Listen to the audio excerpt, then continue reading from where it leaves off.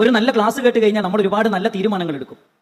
നമ്മുടെ കുടുംബത്തിൽ ഒരു മരണം സംഭവിച്ചു കഴിഞ്ഞാൽ ആ മരണത്തോടനുബന്ധിച്ചുകൊണ്ട് ജീവിതത്തിൽ വലിയ മാറ്റങ്ങൾ വരും, പഠിക്കണമെന്നും ഇബാദത്തുകളിൽ കണിശത വേണമെന്നും ഒക്കെ നമ്മൾ തീരുമാനങ്ങൾ എടുക്കും. ഈ തീരുമാനങ്ങൾ നടപ്പാക്കുന്നതിൽ നമുക്ക് മുന്നിൽ നിൽക്കുന്ന തടസ്സം എന്ന് പറയുന്നത് മടിയാണ്. മൂസാ നബി അലൈഹിസ്സലാമിനെ ഹാറൂൻ നബി അലൈഹിസ്സലാമിനെയും ഫിറഔനിന്റെ കൊട്ടാരത്തിലേക്ക് ദഅവത്തിന് വേണ്ടി നിയോഗിക്കുന്ന സന്ദർഭം വിശദീകരിക്കുന്നുണ്ട് പരിശുദ്ധ ഖുർആൻ. ഇദ്ഹബ് അൻത വഅഖൂക, താങ്കളും താങ്കളുടെ സഹോദരനും എന്റെ ദൃഷ്ടാന്തങ്ങളുമായി ഫിറഔനിന്റെ കൊട്ടാരത്തിലേക്ക് പോവുക.